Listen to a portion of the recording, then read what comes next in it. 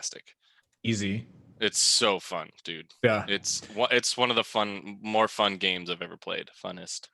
Yeah. All right. Welcome Facebook and Disc Golf Answerman Facebook group. We're trying to get YouTube set up. There we go. It should be live on YouTube. If you want to double check that for me, Robert. I'm on it right now. Yep, we are. Yeah. All right, cool. Welcome everybody to another remote session of Disc Golf Answerman. We're going to set things up before we actually go live with the actual podcast. So to make sure we're all good to go. Dude, Eric, before we get started. So Temp and I were playing twos. Guess it was last night. And Temp is far better than me at Rocket League. Okay. Right? And because I still miss the ball a lot. Mm-hmm. I do dumb stuff. You boost in the wrong direction, like just the worst. I boost hard always. Yeah. Just that's the facts. But we were playing twos. We were down 4-1 3 minutes in. And it's only 5-minute games, right? And one of the guys on their team put GG in the chat to Temp, and he was like, "Oh no. Oh, no. It is on." Down to a minute, we were still down 3 goals, and then we rattle off 3 quick, go to a freaking 5-minute overtime, and beat them. That's awesome. Got that is so sick. Dude, have you seen there's like a clip somewhere where the team is down like 3 goals with like 30 seconds left, and they like come back and win, and you're like, what did I just watch? Yeah. It's insane, dude. It's bonkers. Like, the skill cap in this game is so high that like you can play and have fun and not even have a concept of how to do some of the things that like those top people do. It's wild, dude. Yeah. I've enjoyed it a lot. It's a good one. It's a really good one. All right. I think I got everything good to go. In lieu of being able to play actual soccer. Yeah, right. Okay. All right. Let's check in with the YouTube. So while they're talking video games, YouTube, what do you guys got going on? You ready for an awesome week? Who's ready for an awesome week? Who's ready for a positive? What was that song from your How dare you? What was that? I'll sing it for you. I didn't want to do it this morning. Okay, Eric, we did a all office staff meeting this morning, and one of the we do it just a kind of a funny icebreaker question at the beginning every time. It's been a bunch of different stuff, but today was, what song do you hate getting stuck in your head the most? Oh man. Put in the chat what you would say. Yeah. Let us know in the chat which is your least favorite song to get stuck in your head. So there's, like the usual suspects were in there. Kevin said anytime Temp plays anything Nickelback in the office, does he actually do that? He did. What did he say when he gets into a Nickelback kick? Nickelback kick. It's like, who gets into that? Who thinks, you know what I could really go for right now? This is Nickelback radio. Yeah. But the one that I said was back when I used to be a camp counselor. It was called the Positive Attitude song. And we had to sing it every morning with like 2nd to 5th graders. And it infuriated me because like, I don't want to be awake. They don't want to be awake, but you have to act like, hey, things are cool and everyone's excited to be here. So how's it go? So it goes, how am I going to live today with a positive attitude? You do it 4 times. Cheerful hearts and good things to say. What are the other words? Cheerful hearts and good things to say with a positive attitude. Positive attitude, cheerful heart. That's the way that a day should start.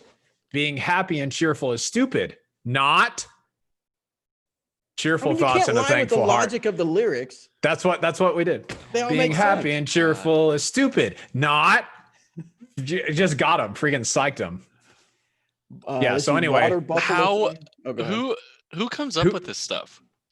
I don't know. I don't like them.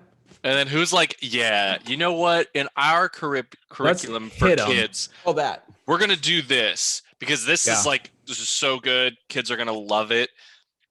No. Yeah. Well, the thing that was great about it was like, as much as I hated it, guaranteed the kids hate it more, which is enough for me to be like, all right, I'll keep it going. Yeah. Oh my God, dude. That's rough. Oh, dude, nice. The Water Buffalo song from Veggietales, that's a really good one. Yeah. All about that bass. Wagon Wheel. Wagon Wheel's not a bad one to have stuck in your head. What's one for you, Eric? I can't really think of Because none of your songs have words. Yeah, dude. There's some sick vocal trends. This gets stuck. This is what gets stuck in Eric's head. Yeah, it's absolute fire. Trance. So I don't know. Yeah, dancing. Yeah, that's what Eric's music sounds like. No, I like Eric's music. It's dancing. Cool. Yes. I honestly I can't think of anything because it hasn't happened recent enough. Yeah. For me to just be like, God, I can't believe that song was stuck in my head. And I think that might be an attribute of listening to trance music. Yeah. Because you can't, and I'm not listening to crap music. Some people would argue it's crap, but I think it's amazing. All I'm going to say right now is everybody's got a water buffalo. Yours is fast, but mine is slow. Oh, where did we get them? I don't know, but everybody's got a water buffalo. That's the Veggietale water buffalo. Oh, dude, the Veggietale water buffalo. Yeah. Okay. Mm-hmm. Okay. The best Veggietale song though is the cheeseburger song. Have y'all heard the cheeseburger song? No, negative. After, we don't need to spend time on it right now, but after, it is fantastic. Yeah, I'll show you. Okay. All right. Cool. Let's do it. All right, let's get into the disc golf answering. So we got everything. I got my speak pipe up. I got my questions ready to go. We're set. Let me hit record. Record on this computer. We're recording. Hey, everybody. Welcome to this episode of the Disc Golf Answer Man. I am Bobby Cool Daddy Slick Breeze. I have with me, of course, Robert McCall and special guest Eric Maverick Oakley. If you're watching on YouTube, he's got a sweet Maverick. What are those? Those are blue blockers. Yeah, I have a couple.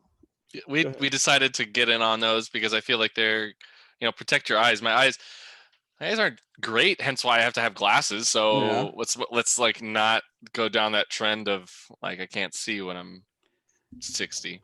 I have some, but they're readers, so they magnify my eyes a little bit. And then they're the clear plastic. So a lot of people say I have lucid plastic readers, so it's pretty cool. But they have the blue blocker. How stiff are they? Lucid X? Oh yeah, they're stable for sure, dude. They're stable. Nice. All right, guys. Well, we're gonna get started, but before we get started, I wanted to address something really quick. So there's a lot happening right now across the country with the protests and riots over the murder of George Floyd. And first, we want to say that we are deeply saddened for the Floyd family and their loss. And all of us here at Dynamic Discs, want to see justice for George Floyd. We believe that all humans should be treated as humans. And now more than ever, we need to be the love and the kindness that we want to see in the world. So I just wanted to make that statement on the behalf of everybody here on Disc Golf Answer Man. Now, of course, as always, we have the disclaimer. Our thoughts and opinions are not always those that are reflected of everybody here at Dynamic Disc, but I wanted to put that out there for everybody. And then I wanted to get into some disc golf questions. So you guys ready to answer some disc golf questions? Oh, I'm ready. Let's do this. All right. So as always, can we get to weekend stuff at some point? We don't have to do it right now, but at some point. Yes, we'll get into the weekends. Oh, okay. Because you got a weekend to talk about? Yes. There is something sitting outside that I am. Oh, that's right. Yes. All right. We'll get to that. We'll get to that here in a little bit. Right now, we'll get to the questions. But as always, guys, you can go to dynamicdisc.com. No, don't go there. You go to discgolfanswerman.com, submit your disc golf questions. We will get them on the air. And thanks again for having Eric Oakley on the show to answer. Is Tina bothering you? Do I need to call Tina? No, Hershey might have. Oh, no. Walked away, so she's been out looking for her for a minute. Yeah. Well, if you guys don't know, Hershey is a new cat that they kind of adopted, pretty much. Adopted, yeah. So that's why we're concerned. Sure. Surely Hershey will come back. She knows where the food is, right? Yeah, I hope so. I think I'm a little bummed about it, but I think if we just give it a little bit, she might have just wandered off just a moment. All right, cool. We'll get some questions in, see if we can find Hershey here in a little bit. Mm-hmm. So someone, this is from Daniel. He says, I'm missing the trilogy challenge I signed up for. Hey, y'all, I signed up for a trilogy challenge in Jacksonville, Florida on June 6th, and I just got the call that I'm required to work overtime that day. Is there any way I could still get the player pack, even though I can't be at this awesome event? That's an excellent question, Daniel. And I'm sure that'll happen to some other people that play the trilogy challenge. So this will be good information for everybody. So the cool thing about trilogy challenges is that they are hosted by individuals in your area. You can host one if you'd like, if you want to raise some funds for your club, for your course, or just for yourself. But you control a lot of what happens. We just basically send you the gear, give you a structure to work off of, and you run that trilogy challenge yourself. So with that, it's up to that tournament director to figure out how to get you that player pack. I would assume he's going to let you have the player pack, but again, that's up to the tournament director. So whoever you contacted to get registered for that particular event, make sure you contact them and let them know what's going on and see if you guys can get something figured out. Let's go to the next one. This one's from Andrew in Kentucky. Putting percentages in form. Hey guys, I've started practicing my putting a lot more because I know it's the fastest way to knock strokes off. And I've always felt a lot of pressure before a putt. At 15 feet, I'm about 90%, but that drops around 50% at 20 feet and below 20% from 25 feet. I also feel like I extend my elbow very quickly when I putt.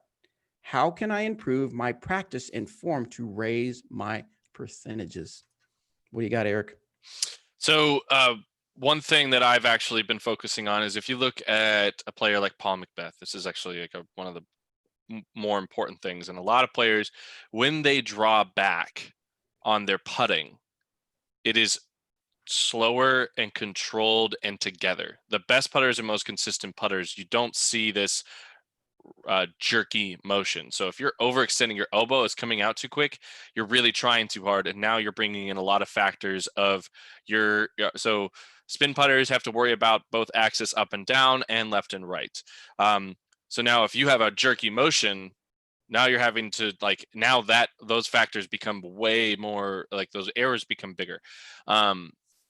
So if you can draw back, be focused in on your spot and coming up together, it helps. It's actually something I just recently worked on and really focused on getting my my legs involved in the putt.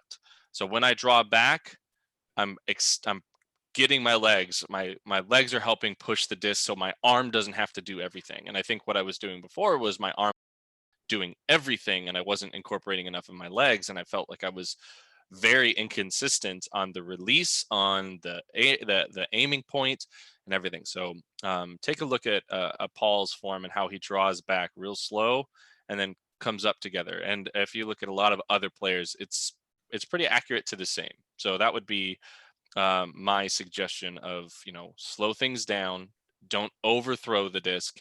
If you just, you'll feel it out. That's one of the biggest things. Yeah, I was gonna say your follow through should be comfortable, like not like you're, like you said, overthrowing it or over putting it. But if you don't follow through, you're just not gonna get the disc to the basket. Yeah, plain and simple. And I think if you're having trouble from 20 feet, but you're okay from 15, it probably is more of a follow through thing, and getting it, like you said, getting your arm to do too much work when you need to kind of integrate your whole body to make those putts. Excellent. All right. Next one comes from Jeremy. The subject is big hands and high-speed drivers. Hey, all, I know that the first response is going to be, you do you, boo. You do you. It's boo-boo. Boo-boo. You do oh, he you. forgot the second boo. Boo-boo. Boo-boo. But my question is, before I could throw far, I still would be trying to throw the higher speed discs, meaning a 13 minimum, mainly because the larger rims fit my hand like a glove when I am power gripping. Am I missing out by not carrying any fairway drivers in my bag? I occasionally take my Latitude Spark, but when coming to a lie, I don't ever think, okay, time for a fairway. I get that comfort level is always going to be the choice, but would investing some time into the different speeds of fairway to distance drivers actually benefit my game? Currently, I'm maxing out at around 475 right hand, backhand. Stay cool and be safe. So he's throwing maxing out at 475. Yep, that's what he says. Like, same. But here's something to be thought about. There is 475. If you can say, all right, cool, throw it 25 feet shorter and be accurate every single time at 450, that's pro level. Like I think pros at the top level are best 425 to 450. If you are comfortable saying, I can throw this exactly where I want, 425 feet, you can compete at every single level of the game. And it doesn't take that much. It doesn't really take much to do that. So one thing I have talked with a bunch of players about is All right, you're trying to push distance, you're trying to push all these things and get your consistency up. Let that happen with time. Let your body build into it. You didn't just like change discs or you changed minor things and then through and through and through and through and through and figured out how the best ways for you to get that extra distance. And what that did for you, what that did was your body acclimated and started getting better. Your timing got better. Your core is stronger and making things actually fly and work the way you want it to. So naturally, you've just gained distance by throwing, getting more reps in. So it's hard to say he really should work on anything else if 475 is where he's kind of hitting at. Obviously, that's his maxing out, but just think about that. A little bit short of that is all you need to compete at high levels. Sure. Speaking to the fairway driver portion of what he was asking, I don't have big hands, and so fairway drivers fit in my hand just fine. Distance drivers are fine. Neither of those has really bothered me. Mm-hmm. But I would say if you don't currently throw fairway drivers, you should probably give it a shot. Like you should learn to do that, because if your max is 475, right? And Eric is saying if you could throw 425 to 450 accurately, you could compete. Let's say now you step up to a 350-foot shot and it's really super straight. What distance driver do you have that you can power down well enough to throw it 350 feet really straight, especially through like a tunnel? Mm-hmm. One of the issues you're going to run into with distance drivers is while they have the greatest distance potential, they also have the potential to finish really hard or to turn a lot on you, because that's what they need in order to get the distances that they get. So having that said, I would for sure learn to throw fairway drivers, because I think I probably throw fairway drivers more than distance drivers when I'm out and about. If I can throw a fairway driver, I would prefer to, just because it's easier to control. I mean, Eric, you can speak to you kind of learning to throw the Explorer and that same sort of thing. Yeah. Tell them about that a little bit. So I was throwing a lot of felons that I could keep straight, and I was using Emax to be the kind of in between. But there was definitely times where I needed something more neutral, where the felon was great because I had them understable enough to where I could throw them, but I had to play their fade. Where the Explorer is so neutral in flight, especially I just use the Optos. I don't use any Opto X or Fusion or anything like that. And I like to have I'm just now bagging a second one because I have one that is now beat up that I can rip on a hyzer and it goes dead straight. And now I wanted one that if I rip on a hyzer, it actually like has a gradual hyzer to it. Yeah, so it's a little bit more turn resistant. And all that I got out of learning to throw Explorers is that it made the game easier when for specific shots, and when I didn't have to think like, yeah, I can throw this felon, or I'm having to rip this EMAC, where again I'm having to play that felon fade. And I take for instance, I'm playing on a wooded course here that's close by. Yeah, if I'm at a country club, I'll throw a felon for sure, because I know I have wide open. Why not? All the room to play the fade. But if I'm in the woods, I can't always play the fade, because playing the fade means I'm not on the fairway now, and I've put myself in a more difficult spot. So learn to throw your fairways. Start with Mavericks. Start with Explorers. I think those are two of the best. The reasons why I like those two the most together is because they feel similar. I think they have a similar depth, similar rim width. There we go. Whim width. That you're not going to notice too much of a difference when throwing them, but you're going to see it in the flight when throwing them. When you release it, it's not going to be that different. So take the time. Fairway drivers will help your game just like putters and mid ranges do. I've actually used field work to take nothing over an Explorer in speed to get my timing back, because I felt like when I was throwing a distance driver, I felt like I was a monkey, if you will. And I don't want to be a monkey. I want to be a controlled human being. True. We all want that. We all want that, Eric. Hopefully someday you'll get there. I'll try. Hey guys, if you would do me a favor real quick, if you're watching on YouTube, hit that share, hit that thumbs up, hit that like, and then hit that share and let your friends know that you're watching the Disc Golf Answer Man with Eric Oakley and have them join us. I would really appreciate it. Also, I'm holding this until we get 50 likes. Okay. We got 20, so that's close enough. All right, so usually at the beginning of the episode, but we decided to do it now. We talk a little bit about what we did over the weekend. I'm actually super excited because I have told myself that I'm going to play more disc golf. And I actually went out to Lake Shawnee in Topeka, the course out there, and played a few holes over there, and it was awesome. That's a great course. It has Latitude 64 Pro baskets, nice big open course right next to a lake, hence the name Lake Shawnee. But people were out biking, walking, and enjoying the lake and stuff like that. And it was just a really nice day. And it's been really nice reintroducing myself to a lot of the discs in my bag. And I tell you what, I love my lightweight Raider. My 168 pink Raider is amazing. So I've been enjoying that quite a bit here lately. What about you, Eric? Were you able to get out? What is today? Today's Monday. A Tuesday. Holy cow. Yesterday was my birthday. Yo. That's right. Birthday. Thanks. So that was fun. I got to play some disc golf. I went out on Sunday and played.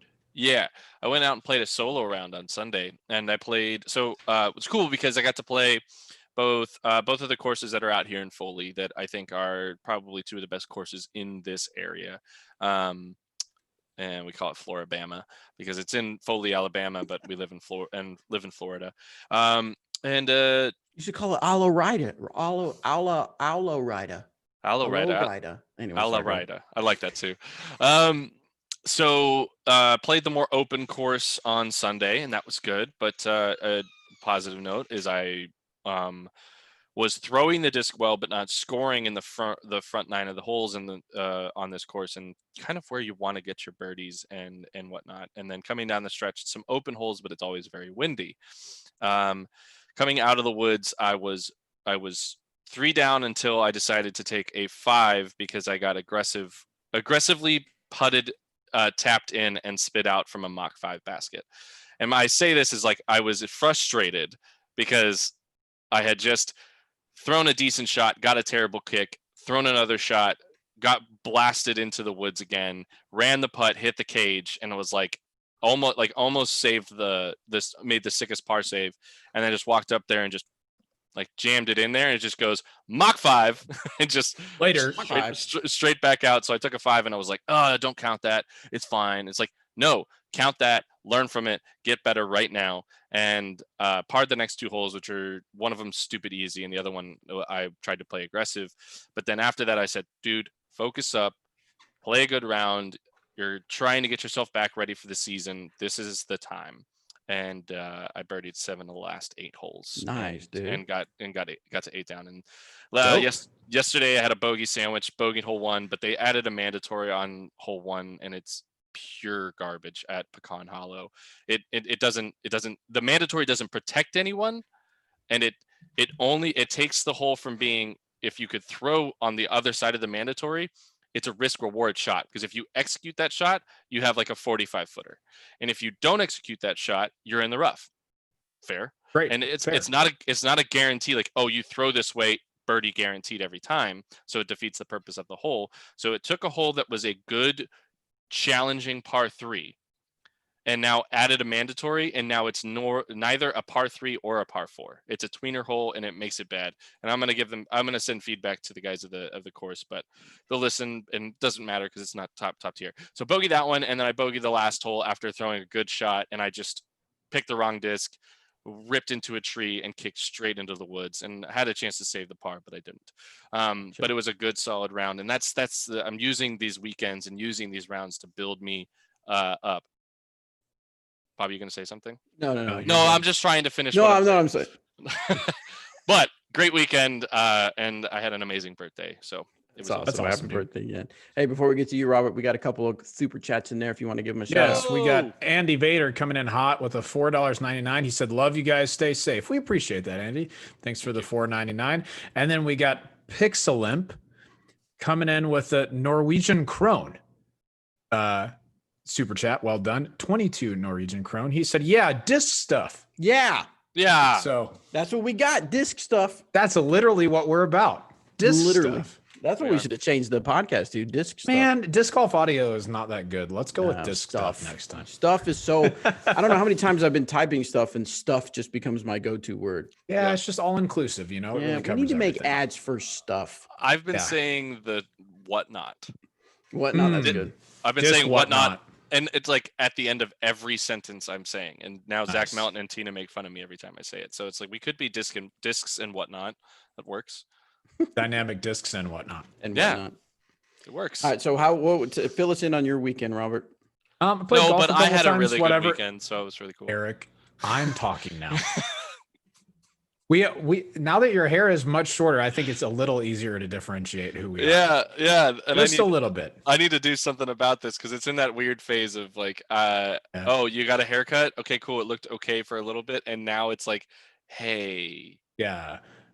Nice. Hold on. Sick. Hello. Hey, how was your weekend? Oh, my weekend was sweet, dude. It was my birthday yesterday, so I was super Please hang out. I don't care. I really don't care.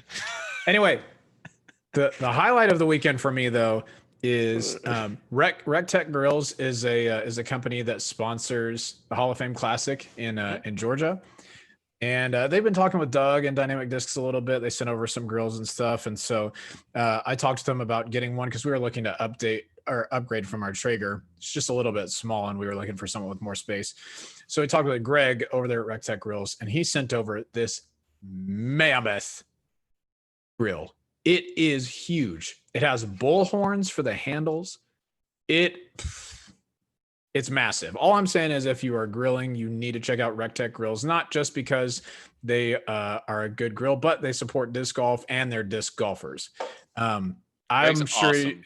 If you follow me on social media, you will see a picture of it at some point. But yeah, it's freaking sick. I'm stoked about it. We made shrimp, bacon, and breakfast sausage the first time. Crushed it. That's all. We can move on. Nice. Yeah, I was actually checked out their website. They got all kinds of different from like a smaller one to the humongo ones. Yeah. And of course, as everybody knows, I've been house shopping and I'm getting really close because this season people are starting to really start putting houses out for sale. And that is one of the first things I will get is a grill because that is such important to life. Oh, yes. So all right, let's get back to the questions. We got let's actually jump into a speak pipe question real quick. This is from Charlie. So hang tight because I got to do a little setup here. Share screen. No, share screen. Oop, that's what I want. Advance music. Here we go. Hey, Disc Golf Answer Man. This is Chooch Charlie, Pottstown, PA. Got a question for you. Tone poles. I discovered tone poles on the internet. Gosh, they are the coolest thing. When you see an ace, or better yet, you're hearing the ace on a tone pole, that's just the coolest thing. I even made my own with a piece of pipe I had out in the garage. It's been my putting practice out in the yard through this whole COVID-19. Here's what I want to know. Do you guys have any tone pole courses you love or any holes that are awesome for tone poles? Or do you have a hole that would be better with a tone pole? Seems like it's always baskets. I think tone poles deserve their day. Keep it real. I've never played on a tone pole. Same. I've been told I'm tone deaf, but I have. I've only played one course, and it was a mix of tone poles and baskets in Vancouver, Canada. Yeah. It was super fun.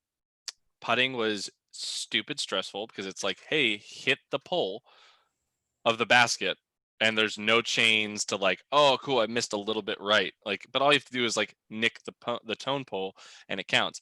That's tough to say that holes would be better with tone poles.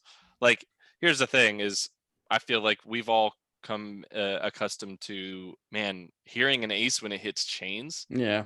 That's the sound that we've like. That's the sound of disc golf. I think it's cool because the tone poles are different. And they are definitely a lot of fun, but I think they are way more for the casual side of the game, and they are a great option to test out courses as well. As without buying baskets, you can get tone poles that you just hang in trees and whatnot, and now you can test to see if a course would work on a certain property. Yep. I've What never does it played on sound them like? either. Can you give us a sound that they make? It's like a little gong. Yeah, baby gong, little baby gong. Little baby gong. Let's do one more speak pipe real quick. This is from Jody. Jody Foster. Hey, what's up, DGAC I Pack? don't think so. This is Jody Brandon coming to you from Fort Worth, Texas. There's been some commenting on YouTube and on Facebook to a local player, Brody Smith, about places to play.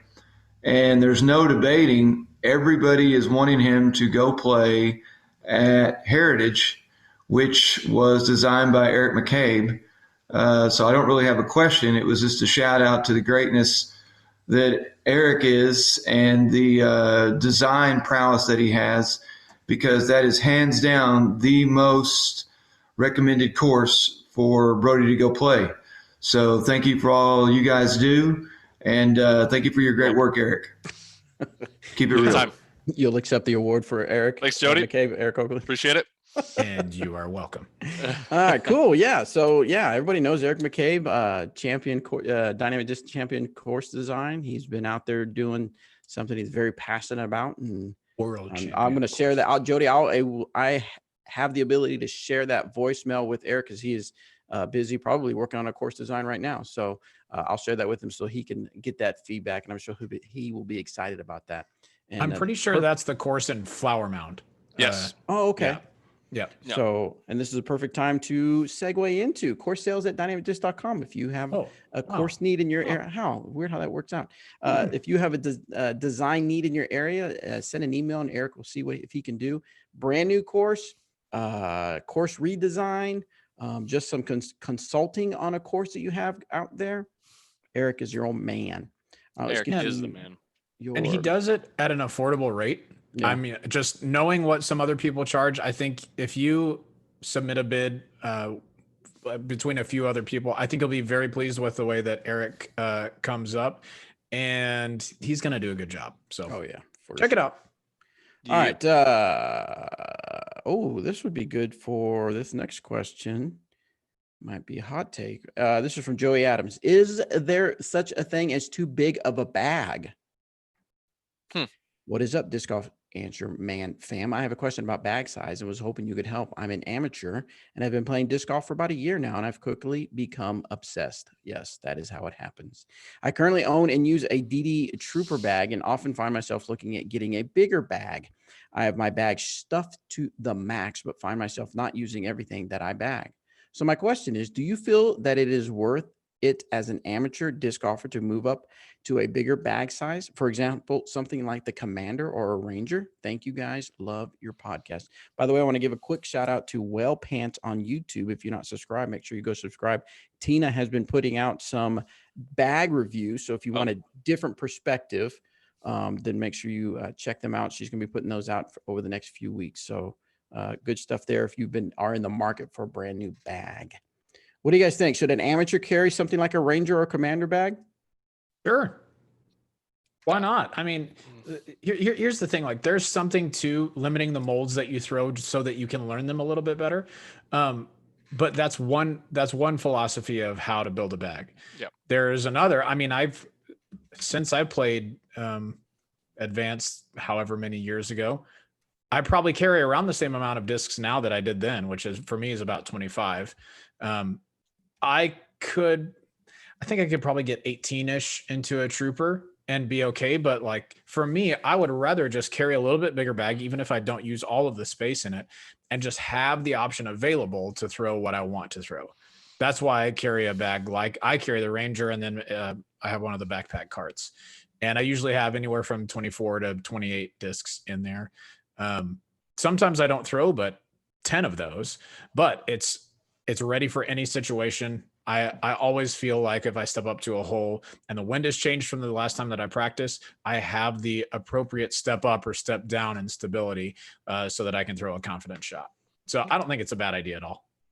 No, and I agree with that. I think you need to. It's a perfect time for as an amateur to experiment and test new discs and get after it. So having a little bit more space allows you to do that. When you get to the pro level, you kind of know what discs are going to do, and you've really spent a lot of time with them. So there are plenty of times where you know that you have one disc that can handle all wind conditions, whether it's a tailwind or anything, and you could just say, all right, this disc covers multiple shots, so I don't need to have 2 or 3 that are also similar to it. So you can start limiting your bag that way. But that takes time. That takes understanding your game and how the ebbs and flows of everything that you are doing. Super quick super chat before we move on to the next one. John Shiraki, by the way, he has a picture of a Ranger bag as his profile picture. Oh, nice. Get well some. done, John. Sent over at $9.99 super chat. Thank you so much, John. He said, love the show. I'm a new PDGA member and just received my swag. Latitude, Compass, and Explorer. My bag is all trilogy. Keep it real. Yeah. Thanks, John. You know what? Keep it real. We will keep my it mixer. real. Oh, man. What a tragedy. But in the meantime, thank you, John. We will keep it real. We will keep it real. All right. Next one comes from Brian. Disc release date. Any idea if when the SPZ1 will be released in premium plastic? I found an unmarked Opto X a while back, and that thing is money from $250 and in. Just wondering when it'll be possible to get another, because right now I'm petrified of throwing it around water. Do you know anything about plastic or about? Honestly, I bet he could find plenty of them online. There's got to be plenty available. Sure. I feel like the SPZ ones I saw plethora of stamps for, but I'll let Robert speak because he knows more about the release schedule and everything. No, yeah, as of right now, I think that is your best bet to look for some of those Opto X ones. I don't think we have those on the production schedule in the next little bit, but that doesn't mean that it's impossible for the future. That's all I know. Boom. Quick super chat from Doxen. He sent in $2 and said, Hershey Come Home Fund. No, thanks, Doxen. Yep. We'll go. I'm going to go right after this. I'm going to go on a hunt for her because I think she'll come back, but it's weird because she never really has left the back side of the house. So we'll see. I have faith. I have faith. Yes. All right, next one comes from Justin, and he is new to the game. Hey, guys, love the show. I'm an adult onset disc golfer, and I was looking for input on choosing. Looking for input on choosing a good set of discs. The market is so saturated that it's very overwhelming when it comes to choosing quality equipment. In my limited experience as well as limited budget, any input is well received and greatly appreciated. Thanks, guys. Keep on keeping it really real. Real. Yeah, of course, we're going to say go check out dynamicdisc.com where we have a super high quality equipment. Mm-hmm. However, if you're looking for specific discs, we have a library of videos out here on the YouTube channel. If you're listening, you can go to youtube.com/dynamicdiscs. And I would search for, is this disc right for you? I thought you were going somewhere else.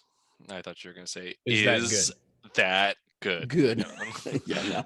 No. So yeah, if you go there, you'll see a series that we have worked on over the last few years where I myself, a casual disc golfer, throws a mold, and Eric McCabe, pro 2010 world champion, throws, and you can compare who it throws. You can compare the throws, and that kind of helps you figure out what disc is right for you. And another segue, we are updating that series to add Anthony. So we have a third skill level. We're going to have drone shots, graphics, and everything. So we're working on that, and we're going to start with some new molds and then go back to some of the other molds so that you can have updated information and have more throws. And yeah, super excited about that. So make sure you're subscribed. I'm excited to see him throw on some more videos. Yeah, same. Super quick. If you're brand new to disc golf, absolutely brand new, and you haven't tried any discs before, I think a starter set's the easiest way to go. The Prime Burst one that we have on the website is $24.99, gets you 3 Prime discs. That's going to help you understand pretty quickly which ones of those you like and which ones that you don't. If something is too overstable for you, so it dives to the left early, keep playing with it because that prime plastic is going to beat in and become more understable over time. It just makes it more usable. So as your skill increases and the plastic gets a little bit more understable, you'll be able to find those straighter flights a little more quickly with a prime starter set. So that's what I would start it with if you have 0 discs. After that, I mean, yeah, is this disc right for you? Helps you a lot for sure. The other thing to keep in mind is you're probably going to start playing with more people. So if they have different discs than you do, try their discs, test them out, because now you're going to find what's flying best for you, and now you know what to kind of go get. Another thing is a lot of disc golf shops have used bins, and that is a great place to find cheap discs that are already a little bit beat up, and you can just kind of get a handful of them, and if you don't like them, you bring them back used, and you can get, in most cases, you're getting, all right, cool, you have $1 or $2 towards your next disc that you want to get. So you can kind of cycle through that way. But that's the thing, is the disc golf community is amazing. And, I've thrown, even being with Dynamic Discs, I've thrown plenty of discs out of Calvin Heimberg's bag, Eagle McMahon's bag, and whatnot. I said it, there it is. I've thrown plenty of their discs, and it's just, one is to understand how they're throwing stuff to see what their stability levels are. And they've thrown discs out of my bag, because I've said, I remember getting the Lucid Raider at GBO last year, and I saw Eagle, and I said, Eagle, throw this, and I threw it to him, and he just ripped it about 550 out and into the driving range at the country club. And I was like, what do you think? And he's like, it's like my DD3. And I'm like, exactly what we were going for. Dang. Awesome. So Eagle's coming over to Dynamic Disc, confirmed. That's what I've heard. That's Dang, what you heard. Wow. Heard it hurt. Great. Yeah. Cool. All right. Couple super chats to catch up on. Mike sent over $5. He says, is that good? Oh, yeah, good. That's good. It probably is good. Hard to say. Yeah. And then in Fatty Two Shoes, fantastic name. Dude, Fatty Two Shoes, Mark McAllister, what is good, my dude? This is a good question for you. $10 super chat. He said, what discs would you recommend to a Discraft diehard to have in the bag from Dynamic? I'm thinking of making the switch to Dynamic because I see the love and support DD gives out. Eric, give him 3 discs you think he should carry in his bag. So I actually played around with Mark just the other day. I think he would jive with a 100%. He would jive with an Explorer, and that's just a kind of a staple.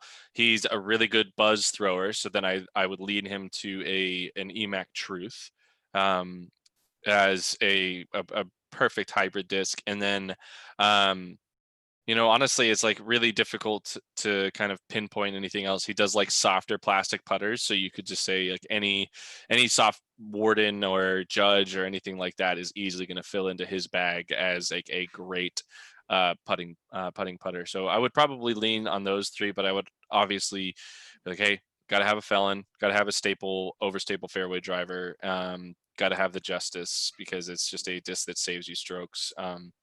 But having seen him play, I think he would just jive with those, potentially to complement the Explorer, a Maverick as well. So I took your 3 discs and went to like 12. Works for me. I like it. All right. Eric, first, if you guys haven't heard, our viewers, you probably are not paying attention, but the Disc Golf Pro Tour is restarting the Pro Tour with a little bit of adjustments. And one of them is the very first event will be right here in Emporia, Kansas, the Dynamic Discs Open. So we are super excited about that. That's going to be taking place the last weekend of June 26th through 28th. Going to have, I believe, well, are we allowed to say the media stuff? No. All right. There'll be things happening that you'll be excited about. I'll put it that way. So we're you going will be able to watch it for sure. In which places, we're not going to say just We're not going to say but where. You will be able to watch it. You will be able to watch it. Probably not in person. Right. So, but not in person, but what's really cool is that it's a sign that things are slowly getting back to where we want it to be. And that's where we can have disc golf. We can have guys like Eric Oakley, Tina, and, all the top names coming in and playing and competing and doing what they love to do.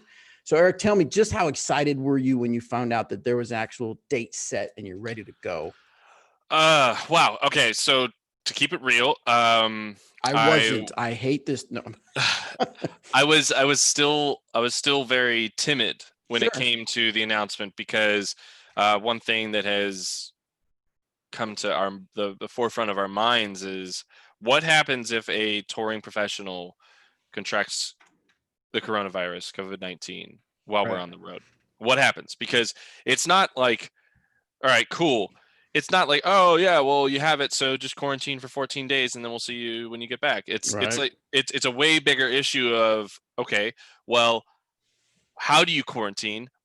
How many people did you potentially impact leading up to finding out that you had it? And it becomes this crazy circle. Is like, is at that point, is it safe for the Pro Tour to continue to happen? Because that's a lot of people now traveling places constantly and interact and opening up their chance to interact with more people to give it to other people. So it's not just like, okay, inside the sport of disc golf, it's bad, but it's also bad environmental impact on the masses.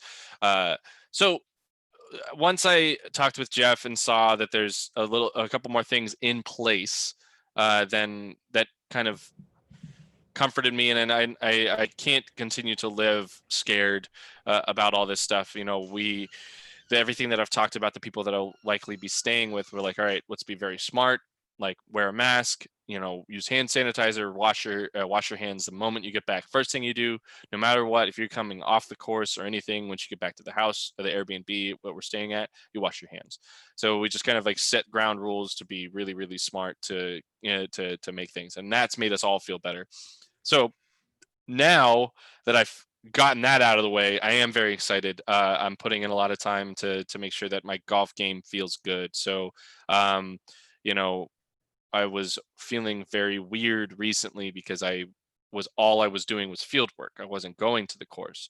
And you would think that would be good, but applying what you learn in the field to your coursework is very important. And I just realized that because I had one round that was super good, and then every round after that was total trash because all I was doing was like using what I'd used in the field, not actually coursework, not dialing in, not shaping a shot perfectly down a fairway, not powering down on stuff as much. So once I got all that, I'm feeling more and more excited. My putt's coming back. Everything's like kind of coming together, and it's just like, well, you know, we're going to be able to pick up where we left off. And I feel we're going to have some people firing on all cylinders, and some people it's going to take a few weeks to really get rolling again. But either way, it's going to be great for disc golf and great for everybody involved. So I'm pumped. Yeah. And the registration list looks really good. Like there's a lot of good players coming to this tournament. So, like you said, there are going to be a ton of precautions taken. That's something that we feel really strongly about. But at the same time, we are excited to get to, bring an event back. Well, it's a new event, but just bring a disc golf event so that people who have had to stay at home and who have been, you know, self-quarantining, working from home, all that, we can start to feel even just a little bit normal. Like that's one of the things that I've missed, even though I don't watch live sports a ton, just having the option to go watch golf on TV or tennis or whatever. Or, I mean, obviously disc golf. It's all old stuff now. Like it's cool to watch, but man, it'd be awfully nice to watch something that's actually happening. So that's the thing I'm most excited about, having something to showcase for the people who have kind of been itching to watch it. So it's going to be good. I'm happening right now. Disc golf action. Oh, okay. To showcase. Okay. I got you. I can go watch you play disc golf, but I would prefer to watch these other people play disc golf. I got you. Okay. Where are we at? Oh yeah. Oh, so yes, it's exciting to have it in Emporia, Kansas, and have people come out. So it's gonna be really, really good stuff. So on that note, super quick, Derek Fretwell, $5 super chat. He said, "What are y'all's thoughts on the cancellation of Worlds?" Derek, personally, I'm sad about it, but I understand it. Especially if you're going to call it a world championship, and we won't necessarily be able to have a lot of people travel in from different parts of the world safely. for me, it doesn't make sense to crown a world champion on a year like that. But that's my perspective. I think if we waited much later in the year, maybe it could happen. But I totally understand the PDGA's thought of let's push it to next year. Let's make sure that we're absolutely safe and having things taken care of. If we're going to have an event with a worldwide scope like the World Championships are, so I understand it. I actually had Paige Pierce call me yesterday, asking me about this. She's like, I feel like this is too soon of a decision to be made, and she was just kind of like, I was trying to be a soundboard for her and supply some good information, because she, of course she wants this to happen for sure. Why wouldn't she? She has every, she's made those memories from world championships, and she wants that not only potentially for herself, but for potentially for other players out there in the world who have opportunities to win the worlds. And so I get where she's coming from, but we have to look at it in such a big, a much bigger scope. If it doesn't happen in Utah, who has been preparing for it for years, we can argue if the courses are quality enough or not for hours, but hopefully they've put in the time to make them world's caliber quality. And that's all we can hope for from their side of things. But if you were to shift it somewhere else, we'll use her example, December. Where can you play in December? Predominantly in the South, very far South, Florida, stuff like that, Texas. And you're not guaranteed to have the best weather. We know how Texas is, and it can be temperamental. Arizona might work as well, but do we have quality enough courses out there? California, are we able to, is there courses in the southern part of California that are to the caliber of what Worlds needs to be? And the next step is so can you find a location that has Worlds caliber courses for both divisions? And then on top of that, do you have a crew of people, a core group of people who can actually run a World Championships? Probably not. I guarantee it's going to be very difficult to actually find something in one of those locations that can have the disposal like Nate Heinold has, or Jeff Spring has up in Vermont, or DD has in Emporia. That's why those World Championships are so good, is because of the crew that's behind the event. And if you can't guarantee that, then you can't say that this is a World Championships. Yeah. So my thing is that I get we could make all kind of arguments for the pros and cons of what we do, but it's had to have been a hard decision to cancel it. So I'm sure that Hershey's back. Sorry. Hold nice. On no, good. Yeah. Give me 1 second. No, a lot of people were worried about Hershey. So, but yeah, I trust that the PDGA did everything they could to make the right decision. So I think it's good that they were able to come to a decision. All right, so is that it for the super chats? We got one other one, or no? That's it for now. Okay, all right, we'll jump on a question and we'll let Eric pop in just in case Hershey runs away again. I guess he wants to give his love to Hershey. All right, next one is from Tommy. I was wondering why they aren't making Gold Line X, Fusion X, or Tournament X discs much. I do like the Lucid X type stuff, but I just prefer the Fusion type of plastic in general. I know they came out with a couple of these for Nico, but that seems to be it. Thank you for everything you do. I look forward to listening to the show every week. Do you have any insight into why we don't have that Gold Line in Fusion X? We're always working on something. There you go. Not all I can say about default it. Answer. I'm not. Look, I know it's a default answer. I can't really say much else about it. I think you can probably look forward to seeing more plastic like that at some point soon. He was asking why we have Lucid X discs, but not a lot of Fusion X discs, like a stiffer Fusion plastic. I said that's something that you will probably see more of sometime soon. For sure. All right, let's jump in with a speak pipe question. Let me get her set up real quick.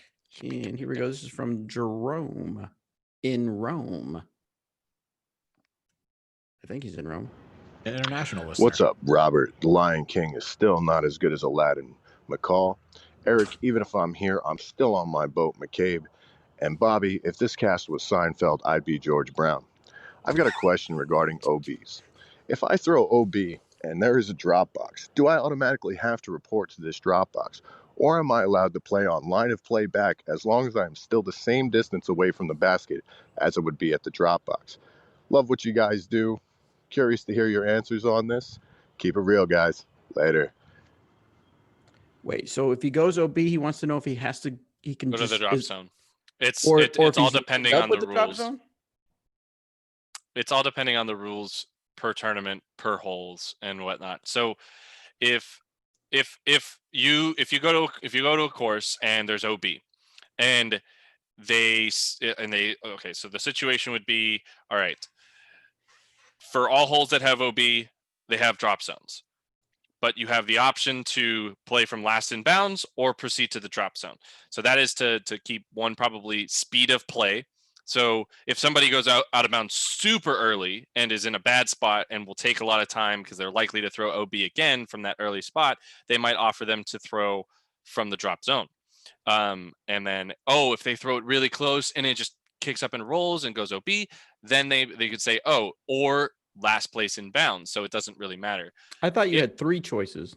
Or you rethrow. Right.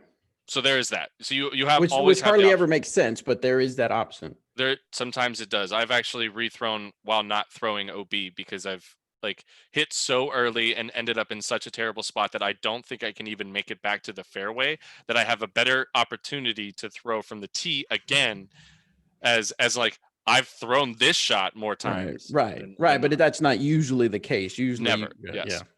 But some rules will state that all OBs must proceed to the drop zone. And a lot of times that's with an island, right? Yes. Yeah.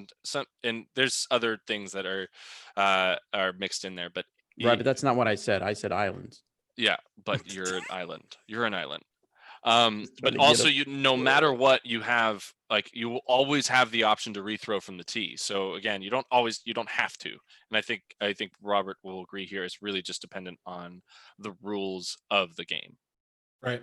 Most of the time, right. Most of the time, if a hole has a drop zone, then you really have 2 options. You can re-tee or you can go to the drop zone. Rarely is there another option where you can play where it went out of bounds, as long as it's not closer than the drop zone. That's rarely an option. It would have to be worded specifically that way for the event. But usually if a hole has a drop zone, you really only have 2 options. Re-tee, go to the drop zone. All right, let's go with one more speak pipe here.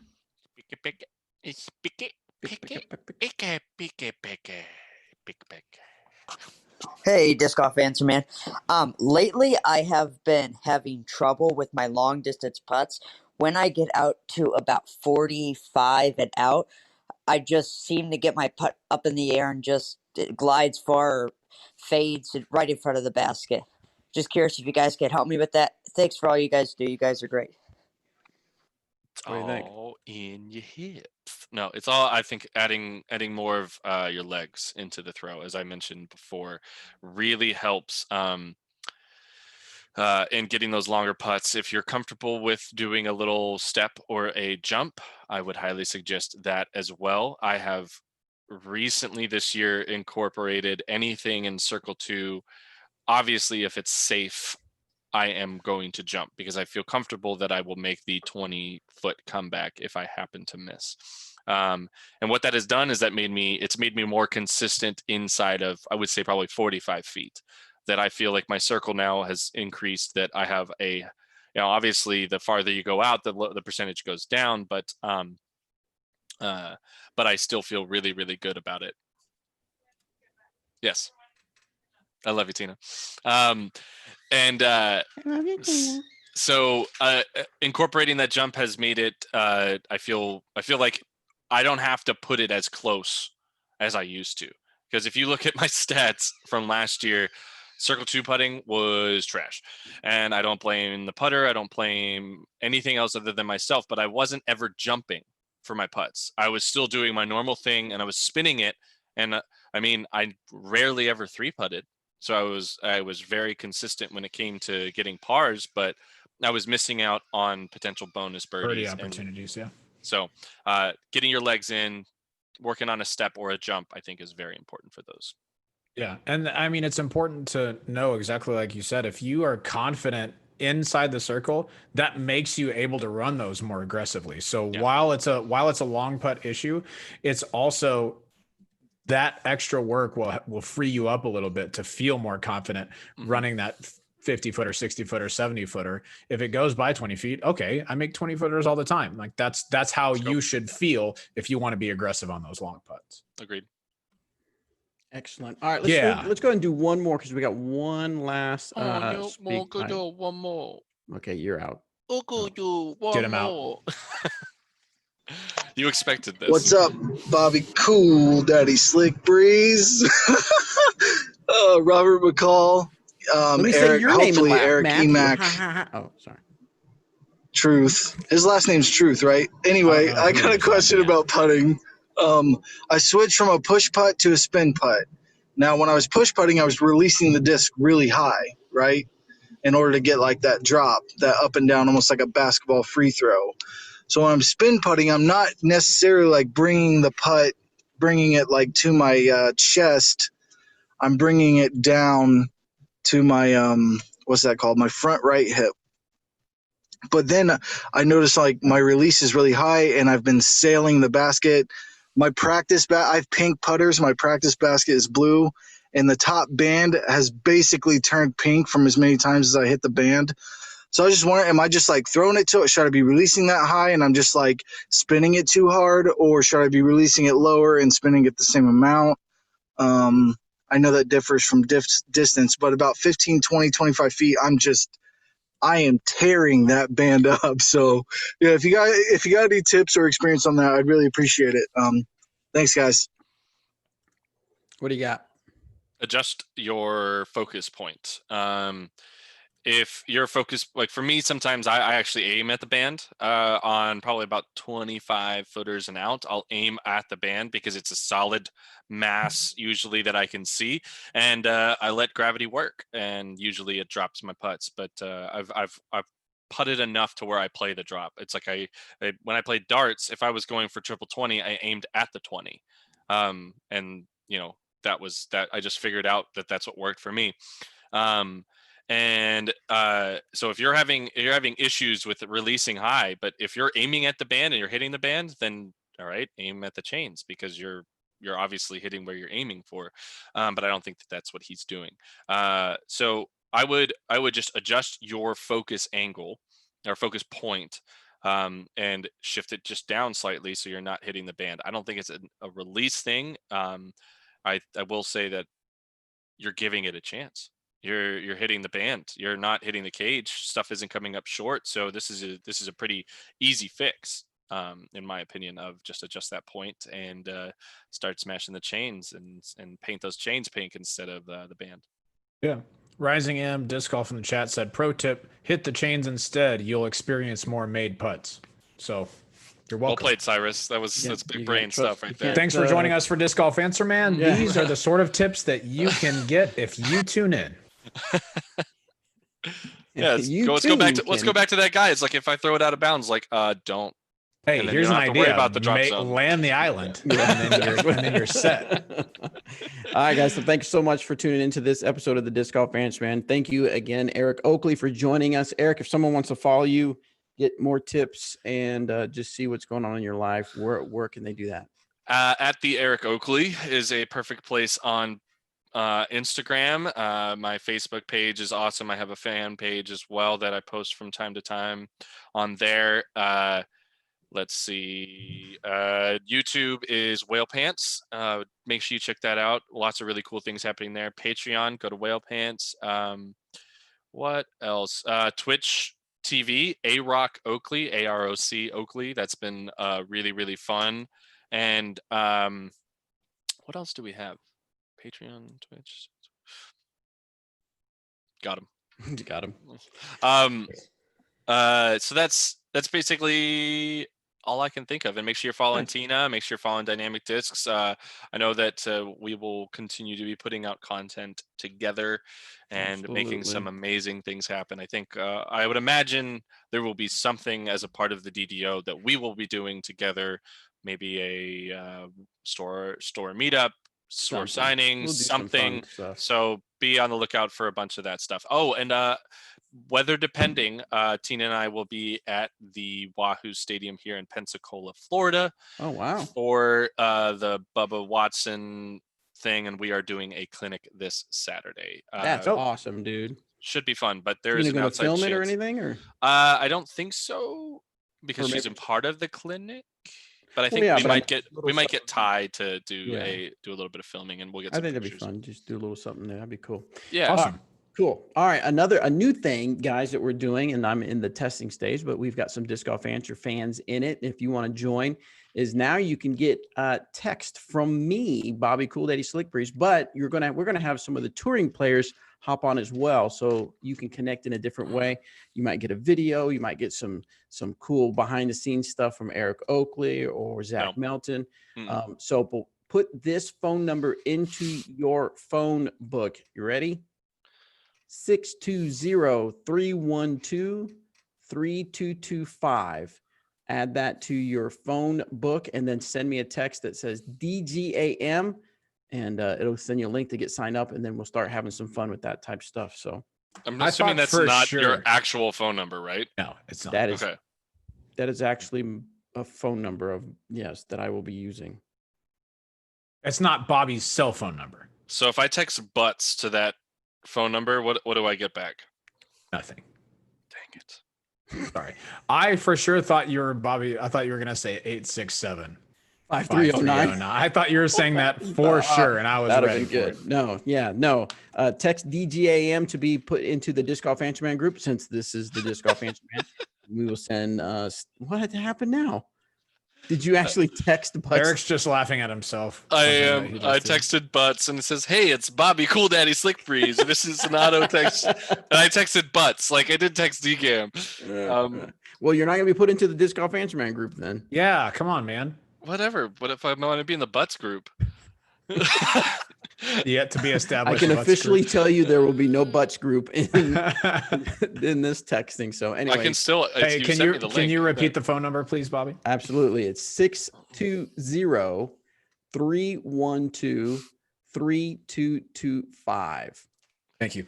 Again, you can send any text you want to that, and you'll get signed up. But if you want to be in the specific Disc Golf Answer Man group, we'll send some specific things to do with Disc Golf Answer Man. You can type in DGAM and text it, and that'll put you into that group. So cool. All right, guys, give us a thumbs up. Give us a like if you're watching this on YouTube. If you're listening, please go out to iTunes or wherever you listen to podcasts if they have a review, and please leave us a 5-star review. We really appreciate that. And I'm sure Robert will probably be doing some more giveaways here down the road for more reviews so that you can win some stuff. So, all right, guys, thank you so much. We'll see you on the next episode. YouTubers, stay tight, sit tight. We are going to have our disc golf hot takes, and it's none other than it's a Bobby take. Okay, I was making sure I didn't have to come up with one. So if you'd like to just go ahead and log out now.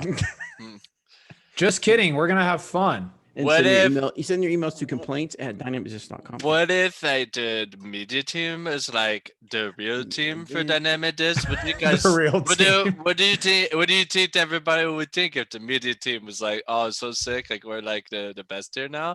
Oh, that's all. Okay. Hot take. What do you guys think? How do you live with yourself? I don't know.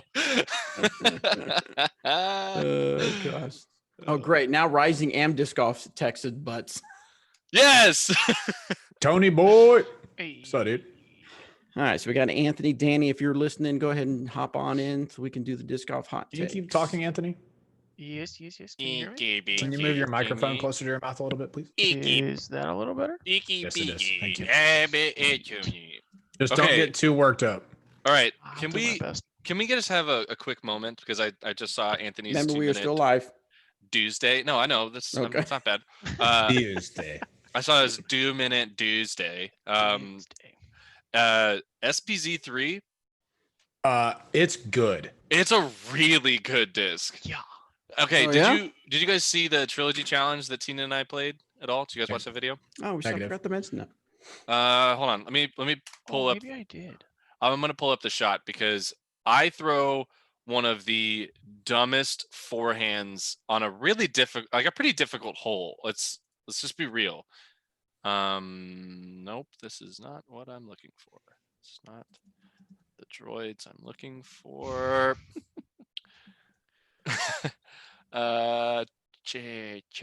Challenge. All right, Trilogy challenge. Oh! Challenge. I just got blown up in my earbuds, in my earbuds. Yes, hello. Is this the This cool is guy still a wearing thing. dark glasses stream? All right. Yes. Oh, crap. 1720. Welcome. Thank you. I'm glad to be here.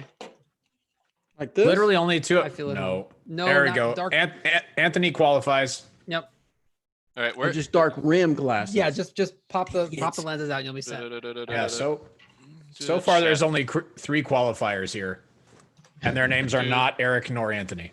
17. I mean, Bobby. Sorry, Got him. Bobby Go- does qualify. Go to that timestamp, 1719, and you'll see me throw an SPZ3 sidearm. It's quite good. Just glide for days, don't they? It's okay, and not to mention like other discs and other companies, but Now? Proceeding to mention other discs and other companies. CD2. Oh my gosh, CD2. Like dude, I'm that was incredible. That Right? is not the right timestamp at all for me. 1719. That's what It links. that works It for me. links to 3 minutes. Well, I didn't Right, put right, the right. Yeah, he timestamp in didn't it. do Just that. I didn't do that. Just go to 1719. Also, this video looks really good. Yeah, Tina killed it. Yeah. All right, you guys ready for some hot takes? Yes. Oh my gosh, like 40 people do not want to watch hot takes. They just dropped off YouTube. Get out. They heard it was your hot take, so I guess so. Yeah, that's what I haven't continued to throw it because I have felons that kind of do similar things. But that disc is like it's like Baby Raider. It's Pretty very close. good. It's a very good disc. I think it has less fade than an escape. Yeah, it's between an escape That's and a something. getaway though. Yeah. Yeah, Really? less turn too. I It's think. like for me, it's like It's a less- beat up Explorer. Yeah, but it's way faster. For me, it's my job. Oh, But wrong- for me, wrong course. for me, It's it's fine with my tiempos with mis amigos. So,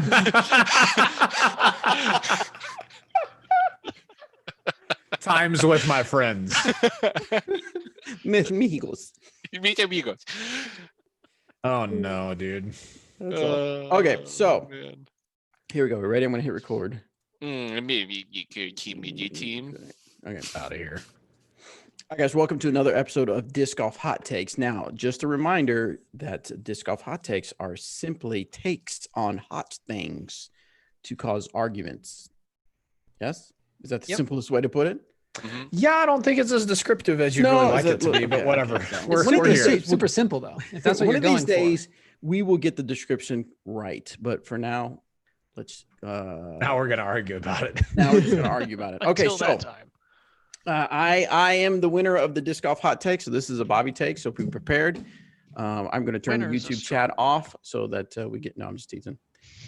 All right, here we go. My hot take is we should no longer have disc golf courses in public parks.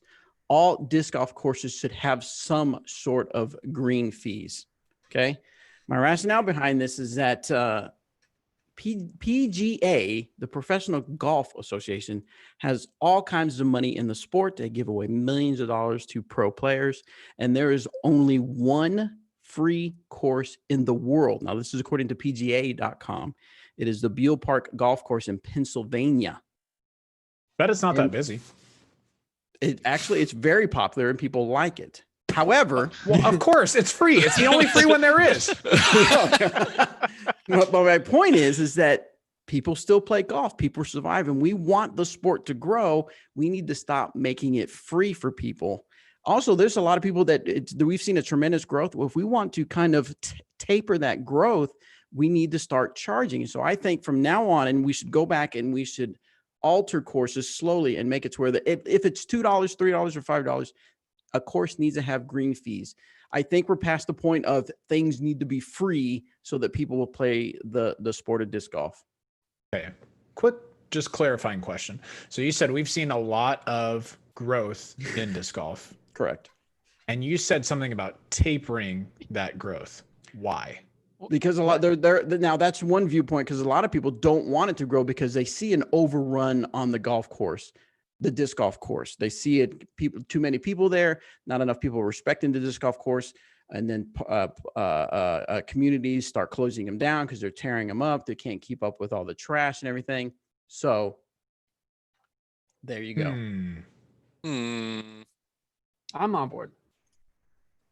I think it's a good idea, because think about how many more courses you'll be able to open up now. If you come to a city and you say, look, you got to invest thousands of dollars into building a disc golf course for free for some people who might come play it, that doesn't look nearly as appealing as if you're like, hey, you can actually make money off of this. That is going to get more courses in the area. And then in places where people are used to paying for parks, it's just the way it is there. And so I think it'll help get more courses in, get people more accustomed to seeing baskets around. And I think it'll actually help the growth. It could. Okay. I think we should only have free disc golf courses. No pay to play anywhere.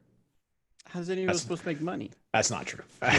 So that's totally untrue. But okay, but I am going to push back. I think that if you don't have free courses, then you miss out on a huge portion of disc golfers who want to get into the game, right? One of the appealing things about disc golf, and this we say this all the time when we're talking about it with people who are maybe interested, maybe not, is that there is an incredibly low barrier to entry into disc golf. That's one of the things that make people love it. Right? You can spend $8, maybe less if you go to a used, like a Play It Again Sports or something like that. But you can spend $8, get one disc, and go play disc golf. It's one of the cheapest activities out there. It doesn't require previous experience. It doesn't require a huge financial investment. It's one of the most accessible sports that there is. I think that's why people love it so much, especially to start out. And I think it would be difficult to all of a sudden say, you know what, this has been fun having everything be free, but let's start charging green fees. And I understand we may be talking a minimal green fee, $1 or $2 or something like that, but that might be enough to keep somebody from going out to play at some point. So I think while I'm actually a proponent of pay-to-play disc golf courses, if we don't have free ones, and in fact, I would say the majority of them being free ones, then we don't see the growth spike as much as it has the last couple of years. And no other sports do that. Yeah. Not a lot of other sports do that.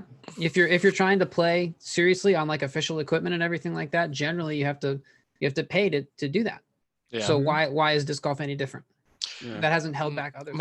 My outlook would be to help in the growth of the PDGA to be able to pay players more, because of this concept that all of these courses now that are charging green fees would maybe be PDGA approved courses type of thing, to where now that the PDGA is also taking in revenue, which was lead you down a line of thinking that, all right, so the PDGA is now making money off of these courses being more professional, being more standardized, being in this realm. And yes, the PGA gives a lot of money to their players. Right now, the PDGA gives no money to their players. So this is where I could see this being a benefit to the pro side of the game. And I look at that as like, duh, pro guy over here. I want that. I would love for that, because there's a common thought of what's going on right now and being real, not this hypothetical hot take situation, that the PDGA is more of the ADGA. Not as much of the Professional Disc Golf Association. They are more of an amateur disc golf association. They do a lot of amazing things for the pros, but more of their efforts and everything are going to the amateur side of the game, which is completely justifiable. I'm not trying to say that they're doing anything wrong. They're going where the money is, and they're doing everything the way they should. So what this opening up these courses to generating more revenue for disc golf as an entire entity, I think that having more pay to play courses and every course being pay to play is not a terrible idea. I've got a question. This comes from the chat. So are we going to start charging for basketball courts and parks as well, or tennis courts? Or if you want to go to the park and there's a picnic table with a grill next to it, do you have to pay to use the grill? If we make every single thing pay to use when it's traditionally has been free, I think we lose out on people having an opportunity to get outside and do one of the other things that we love about disc golf is that it's an outdoor activity that allows you to be active. Once you put that behind a paywall, even if it's a very small one, I think we see activity drop there. I think part of what Eric said about this is pertinent to your point there is have it be PDGA approved courses. If they have PDGA approved baskets, if they have tee pads, then they're pay to play. The basketball courts or the tennis courts or something that you see at a park, they're not going to be up to the same spec that you see the pros playing on for millions of dollars at big events and stuff like that. So, I mean, if someone wants to put a tone pole course in their backyard, I'm not trying to say charge for that, but if you have to every course. Dang, I have to pay myself money now to go play. But if the city is putting money into putting actual equipment out there, I think that people should expect to pay for that. But also, second point, the type of person who is going to pay to go play disc golf is generally going to be able to pay for disc golf, and so they're going to be able to buy more discs and stuff like that, which is going to be better for disc golf in general. So it keeps more revenue in the disc golf economy, having it be pay to play. Okay, so here's another thought. So if we're charging for every disc golf course now, how is it policed? Is there going to have to be somebody there to accept payment at every course? Well, because if you charge for it, then you can actually pay a staff. Exactly. Do you think so? Because all right, let's say, hold on. So let's say, let's just talk this through for a second. Yeah. Let's say it's $2 a person to play a disc golf course, and it's not a really popular disc golf course. Over the course of a day, then it doesn't need to be a disc golf course. What? If it's not a very popular disc golf course, then it doesn't need to be a disc golf course? Then we need to minimize how many courses are in that area. That rationale is the worst. I know. Terrible. No, I know that you were already started on the path and you couldn't back off, and that's totally fine. I'm going to give you a chance to rewind it. However, in Maine, when we visited Pleasant Hills Disc Golf Course, it was, I think at the time it was $5 for a round or $7 the whole day or something like that. But yeah, they knew nothing but pay to play. Mm-hmm. That's all they knew. So if they went there, they went somewhere else. It was pay to play. They would have to drive very far to go to a free one. That place was packed. Right. Sure. But yeah, it's a popular course with a pro shop. It's more likely to be packed. But let's say we're talking about New Life here in Emporia. How many people do you think go and play New Life a day? I totally understand that. Hold on. Let's say it's 40 people. Right. 40 people, and we charge $1 per day for each person. That means that somebody has to sit there from the time that course is open to the time it's closed for their chance at making $40. That's only to pay the person. It doesn't go to pro players. It doesn't go to course improvements. That's a person's wage in order to do that. Now, you could do envelopes and make it self-policed where you have to put in $1 or $2 whenever you go. Let me get to that point. You finished your point because you're just going on and just whatever. I'm not rambling. But you made your point. But here's my counterpoint. How many courses do we have in Emporia? I mean, a lot. A lot, right? Sure. 10 within a 15, 20-minute drive, right? Yeah, of course. So that means each course is going to have less people to play. Imagine if we only had 3 courses and the people were itching to play and we charged $5. Hold on. Those courses are going to be more popular. More people are going to go to play because of supply and demand. People are going to want to play. They know they have to pay to play. So now there's more revenue for the course, so if which the now we can supply pay of the staff. courses goes down, the demand for the courses is going to go down. No, because they're gonna no. If you have 10 courses, then right, you're gonna have not very many people go to New Life. But let's say New Life didn't exist. There was only 3 courses. You had to pay to play. So if you wanted to play disc golf, you knew you had to pay to play. You don't have the free options at 10 different courses, and so your demographics or your set doesn't have as many choices, and they're not spread out. Hold on. So your argument, just for the sake of clarity, your argument to solve the problem of being able to pay somebody to monitor and accept payment at a course is to get rid of disc golf courses. That's the argument. If that's the argument, that is a terrible argument. Awful. Why? What? Okay. So we always talk about disc golf altogether. You know what? Let's just stop. Let's just totally stop. No, we always talk about pickleball, guys. Yes, thank you. And yes, please do. But anyway, we always talk about golf versus disc golf, right? And one of the things that we show that disc golf is growing is that we're putting in nearly a course a day, while golf is closing down a course every other day, right? And so trend-wise, if you're looking to get into something, people are like, "Wow, disc golf is growing. That's really cool." What if all of a sudden we go from putting in 1 course a day to shutting down 2 courses a day? That doesn't look great at all. And I understand that it concentrates more people. You could pay people to police the pay to play portion, but it takes away the fun of people being able to do what they want to do, because we're just like, you know what? We can only pay, so get rid of these other ones. They're not really that good. All right. Sorry for the work that you've put in. Let's just get rid of them. I'm going to throw in a lukewarm take real quick.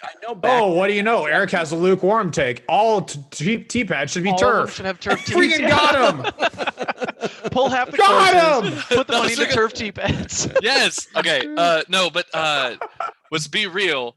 We do need more pay-to-play courses. Like I don't think we cannot argue that having more pay-to-play courses is a direction that can get better course design out there for the future, because you have better manicured courses, because the amount of money that goes into it. Maple Hill is a prime example of this.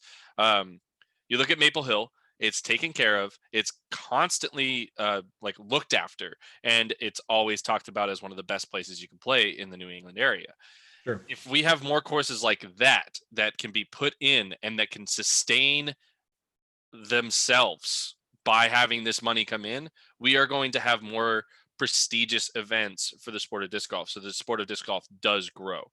So not having everything being free is definitely not the answer. But having a lot more pay to play courses, I think, is a much better direction for disc golf. Okay, so to that point, so let me restructure my counterpoint. So let's go back to the 10 disc golf course scenarios. Okay, so you're right. We can't get rid of the courses because that's counterproductive, getting rid of the courses. So out of those 10 courses, all 10 courses are no. One is pay to play, and that's the Emporia Country Club. So right? Am I correct? So 1 out of 10. So far, yeah. That unless you count Clovercliff. Oh, that's true. I'm sorry. Yeah, Clovercliff. So let's say 2 out of the 10.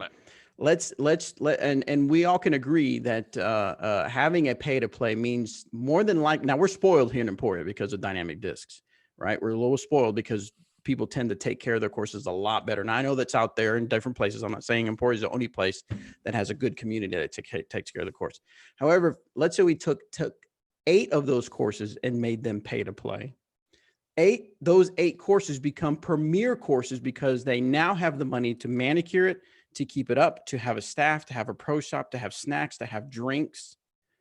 I would imagine that if those 8 courses could flourish, the other 2 courses would become irrelevant, in that there would be no need to worry about having a staff or anything like that. No. So you only miss out on, to Bobby's point. How does free? My thing is, free doesn't always necessarily mean the best. Free and often it doesn't. Here, go ahead, Eric. I'll remember. Yeah. That's fine. To Bobby's point, what are we missing out on? The people who love the free courses, the dudes who take 6 packs of beers with 2 or 3 discs and go out and play. Does disc golf really benefit from that? some would say yes, some would say no. Most of those free courses would now be for that demographic. If you still had one or two left, but the people that the manufacturers are after, the continual buyers, the dudes that are hooked, that are buying every release every single time, gals included, and everybody's involved.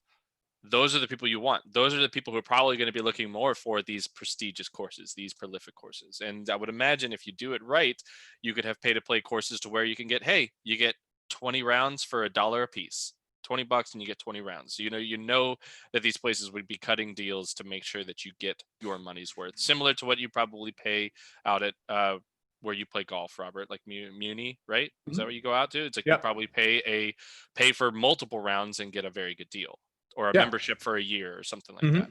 Someone in chat suggested a bag tag, so you can tell who else on the course has paid. Right. My grandpa is a member of a gun club up in Minnesota, and anytime he's out there, everybody else that's out there also has I think it's a license plate or something like that says, sticker somewhere that says that they've paid to be a member of the club to be there. I can dig it, but then it's still self-policed unless there's a staff person there, right? If there's a staff person there, then they can see, hey, you don't have a bag tag, you need to come pay. I get it. But I think there's a lot more to just having courses be pay to play, like where people just drop it off, than we're accounting for, because there's going to be people that abuse that system if you don't have a person there. And if you do have a person there, now you have to pay somebody hourly, right? I mean, it's a bigger deal than it sounds like. But super quick, back to your point, Bobby, if we have 10 courses, we make 8 of them pay to play. The other 2, you're saying they would just die off. I think those would be the two most, they would become less relevant. I think those would be the 2 most popular courses in town by a long shot. What do we mean by popular? Define popular, meaning I think they would have more people. Would it more flourish? In other words, I think they would have more people there more often. Just like in economics, if you have things that, just because it is cheaper doesn't mean it is the better value or is the best, right? Just because it's cheaper, I agree. Right? Some people want to pay a premium so they can have the better thing. Yes, that's true. And you said some people. I don't think that's the majority of people. In fact, I think disc golfers are more likely to go play the 2 free courses than they are to go play more often than they are to go play the 8 pay to play courses. Again, I go back to the main. Now back to a few years when we went, that's all they had. The choice was to pay to play. And it was a functioning disc golf pro shop with people that worked there that had a pro shop. And that's the only choice they had, was to pay to play. Yeah. Anyway, okay, so just for you people that are still in the chat, this is a hot take. Some of y'all are getting kind of vicious in the chat. Okay. Yeah, for real. You need to calm down. Of course, I tell it every day. The cool thing about disc golf is that there are so many public parks to go out and play. Of course, that's what I believe. But I just thought it would be fun to kind of argue about the pay to play. Yeah. One, having that said, I am 100% in favor of more pay to play courses. Yes. My favorite courses that I've played almost anywhere are pay to play. And it's because they're pay to play. Yes, I have more pay to play, but free is definitely needed. So that we have to have it forever. Absolutely. Eric, I want to have a conversation with you afterwards, though, about your statement about these are the companies these are the disc golfers that companies are looking to get, people that buy every new release and are dedicated fans. I want to have a conversation about that after this is over. So if you're listening to this podcast, this is more incentive for you to join us live on YouTube, because most of these conversations happen there. Join us live 3 p.m. Central on YouTube on Tuesdays. We'll see what's up. I mean, your team guys are out here. It's so sick. All right. Thanks. Anyway, that's all. We'll see you on the next disc golf hot take. And recording stopped. I'm going to hit you with this, and I don't think this is necessarily a hot take. I think this is more of a question. Do you honestly think let me rephrase. From a manufacturer's perspective, you just said you think that they value repeat customers a lot more than new customers. Who does? Tell me. That's what Eric said manufacturers think. I'm interested in why. Let me explain more. Let me just paint the picture here. Yeah. Great. You want the golfer like us, like the 5 of us in here who got hooked on disc golf, bought a bunch of discs, played a lot, kept buying discs, bought more discs than we need, bought some more discs, and that's the type of person you're really hoping to grab, because we have now given hundreds of dollars. And if you do that over a lot of other people, where if you're talking about the disc golfer who went to Play It Again Sports, bought 2 discs off the used rack and goes out and slings his disc and plays, you hope to get that person because they're likely to evolve into that avid disc golfer, but you can't be putting out you can't be relying on those people is more what I meant, because I'm trying to think. I remember seeing guys that when I grew up in Dallas Fort Worth who it would just be random people at the park. They'd dunk a couple discs and they would just kind of be done with the game. And it's like, that's not what you're looking for as a manufacturer, is my point. You definitely want new customers. I'm not trying to say you don't, because they can turn into that. But if maybe manufacturers don't value that, but I think you should. I wonder if it's like mobile gaming and having the whales who will spend a lot more than everyone else versus the average player who plays it for free. Yes. Yeah. That's what I'm getting at, is you're trying to land the whales. I was just really curious about when you said that, because I think from my perspective, there's really 2 markets that you could go after in disc golf. There's the disc golfer that you just talked about, and then there's a brand new person who doesn't know anything about disc golf. And the golfer that you just talked about, maybe they spend $100 a year for a couple of years, and that's awesome. And that's probably like 1 million or 2 million disc golfers. That's really cool. Mm-hmm. But what about everybody that plays disc golf? If you got into the hands of a beginning disc golfer, first time, every time, I think that's even possibly more valuable than the repeat customer. And I don't just think because it's sheer volume. It's not because of value. Like personally, when I see people like Cyrus in the chat a second ago said, you don't understand how many new releases I buy. I think the fans that we have and the people who buy our stuff, I'm so grateful to them, because that's the reason that we get to do what we get to do. And I value them as a customer. But I'm just thinking, like, down the road, if you want to be like a big time successful company, can you only go after this disc golfer, or do you really need to focus in on the brand new disc golfer as well? I think in that regard, the disc golfer that I painted is this weird in between. Okay, sure. Like the guy that only cares about drinking and hanging out with his bros, and he values the space in his bag more for liquid beverages than he does discs. Dr. Pepper for sure. Why wouldn't you? But that's so I think when I said that statement of that there was 2, and really realistically there's potentially there's more.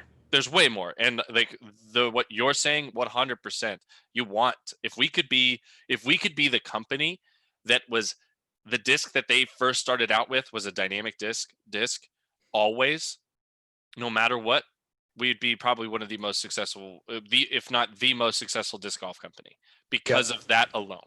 And I agree with that.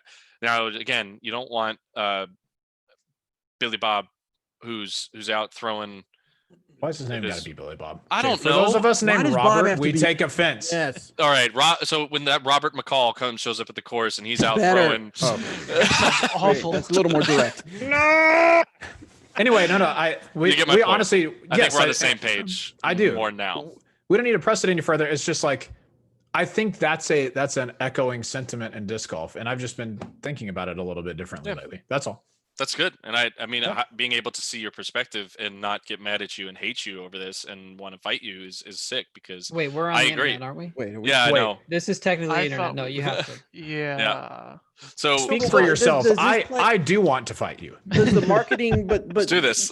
You read everywhere that it costs more to attain new customers than it does to keep an existing customers. Right. It's 10 times to play in general. If you trust The Office, it's 10 times more expensive to obtain a new customer. That's where I do my market research. I knew it, man. Rewatch The Office.